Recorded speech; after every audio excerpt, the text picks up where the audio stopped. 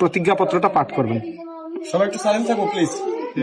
শ্রী শ্রী গুরু গৌরাঙ্গ এবং শ্রী রাধা মাধবের সন্তুষ্টি বিধানের জন্য আজকের এই বিবাহযোগ্য অনুষ্ঠানে আমি শ্রীমতী প্রীতিপূর্ণা তুঙ্গবিদ্যা দেবী দাসী ঘোষণা করছি যে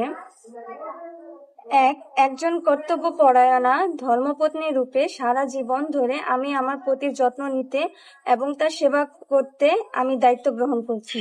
2, একজন বৈষ্ণব জ্ঞানে আমি আমার পতিদেবের সঙ্গে আচরণ করব। আমি তার নিজের বা তার সম্পত্তির কোনো ক্ষতি সাধন করব না, কিংবা শারীরিক এবং মানসিকভাবে কোনোভাবে তার প্রতি হিংসা আচরণ করব না, অমঙ্গলজনক কোনো কথাই তার উদ্দেশ্যে বলবো না, বরং আমি তার সঙ্গে সদর্থক আলোচনা করে প্রয়োজন বোধে তাকে উপদেশ প্রদান করব।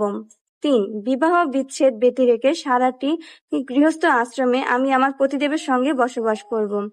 4, শিল প্রভুপাদের শিক্ষা অনুসারে আমি অবগত হয়েছি যে বিবাহের উদ্দেশ্য হচ্ছে কৃষ্ণ ভক্ত সন্তান সন্ততি জন্ম দেওয়া। সুতরাং আমরা গর্ভধান সংস্কার অনুষ্ঠিত করে কৃষ্ণ ভক্ত সন্তান সন্ততি উৎপাদনের জন্য চেষ্টা করব। আমি আমার সন্তান সন্ততিদেরকেও কৃষ্ণ ভাবনামৃত প্রশিক্ষণ প্রদান করব এবং তাদের অনুসরণের জন্য আমি আদর্শ দৃষ্টান্ত উপস্থাপন করব। 5, শ্রী গুরুদেব এবং ভগবান শ্রীকৃষ্ণের উদ্দেশ্যে প্রেমময়ী সেবা সম্পাদনের জন্য আমি আমার পতিদেবকে উৎসাহিত করব এবং কৃষ্ণ ভাবনাময় গৃহস্থ আশ্রমকে সঠিকভাবে পরিচালনা করার জন্য গুরু, সাধু ও শাস্ত্রের আদেশ মেনে চলব।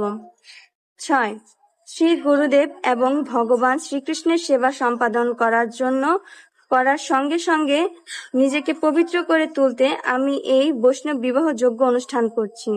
7, আমি কোনো প্রকার চাপ বা অন্য কারো বাধ্যবাধকতা ছাড়া স্বেচ্ছায় এই বিবাহ সংকল্পগুলি গ্রহণ করছি। আমি আমার ভাবি